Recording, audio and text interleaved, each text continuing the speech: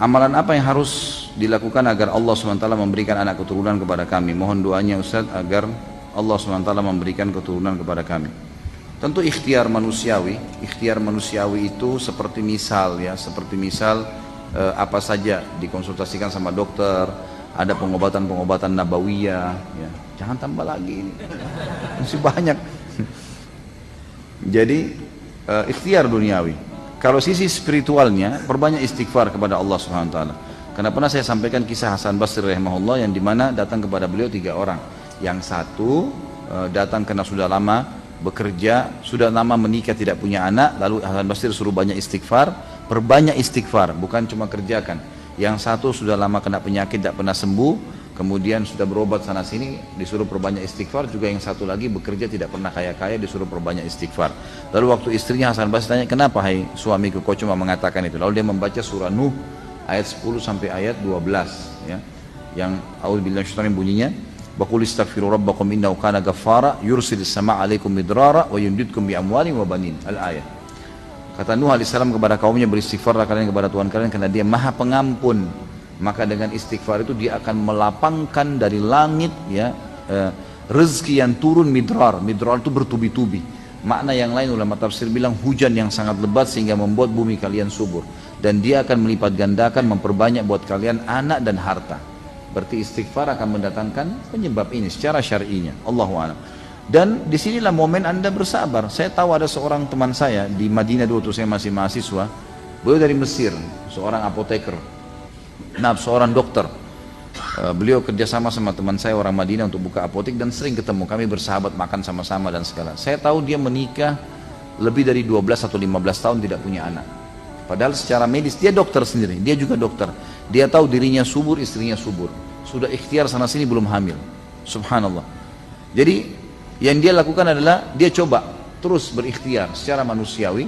Dan subhanallah di tahun ke-16 ya, saya tahu sendiri setelah pernikahannya, dan dia banyak ikhtiar seperti minum air zam-zam sambil berdoa, dia memperbanyak mengkonsumsi kurma yang basah untuk kesuburan, kemudian dia berdoa kepada Allah SWT, banyak dilakukan secara ikhtiar, dan alhamdulillah pada saat hamil istrinya malah kembar gitu, dapat anak kembar dan dua-duanya laki-laki gitu. Dan setelah itu alhamdulillah dimudahkan oleh Allah SWT untuk sering hamil istrinya. Jadi terhambat beberapa waktu, pasti Allah lebih tahu hikmahnya gitu kan. Paling tidak kita tahu Anda akan mendapatkan pahala sabar.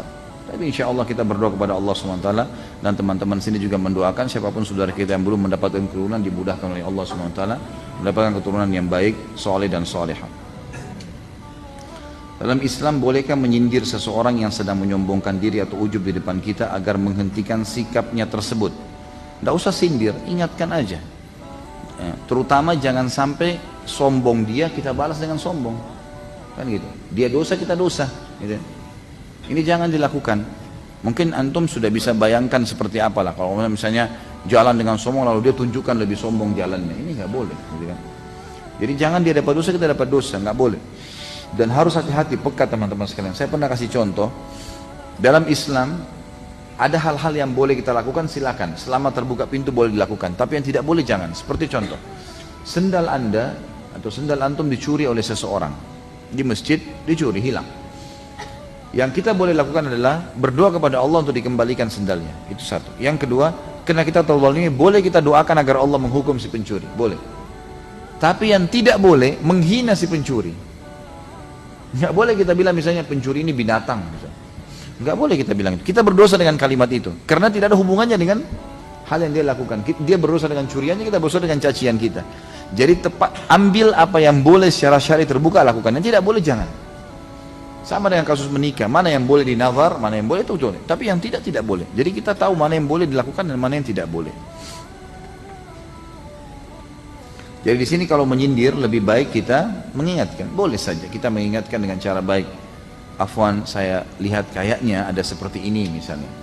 Apa itu tidak dikhawatirkan masuk ke masalah kesombongan yang Nabi SAW larang. Ya, kita baikkan dengan santun. Insya Allah tidak ada sesuatu yang dibungkus, dikemas dengan kebaikan kecuali pasti akan mendatangkan respon yang positif. Di Indonesia banyak sekali ormas Islam. Setiap ormas terkadang merasa prinsipnya paling benar dan terkadang terkesan memaksakan pendapatnya. Apakah ini bisa terindikasi sombong? Innamal a'malu binniyat, niatnya. Tapi sombong itu biasa sebenarnya subhanallah kelihatan itu ya. Kelihatan. Dari tutur kata, merendahkan orang, menjatuhkan orang, menyebut-nyebut kesalahan orang lain, itu kesombongan. Orang yang lawannya merendah adalah orang yang selalu menunjukkan prestasinya. Tapi subhanallah antum jangan berpikir teman-teman, di dunia ini semuanya orang akan pro antum. Nggak mungkin. Mustahil. Kenapa? Kita lihat Nabi Muhammad SAW. Apakah semua orang pro beliau? Tidak. Yang pro yang memang orang beriman, tapi orang kafir benci. Gitu kan? Mereka benci sekali Nabi SAW. Jadi kita harus tahu, jangan orang mimpi di dunia ini tidak akan ada orang yang benci dia. Pasti akan ada masalah-masalah yang dihadapi. Terlebih lagi kalau memang ada prestasi dunia yang dia dapatkan. Gitu kan? Kita makin tinggi teman-teman sekalian prestasinya, maka makin kencang angin yang meniupnya. Harus tahu itu. Itu bahasa sederhananya. Jadi antum harus hati-hati saja, gitu kan?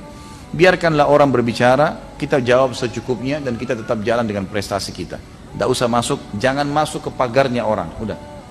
Kalau sudah mulai ada singgungan untuk memasuk ke wilayah orang lain, berhentikan diri kita. Sudah stop. Kita perbaiki diri kita saja.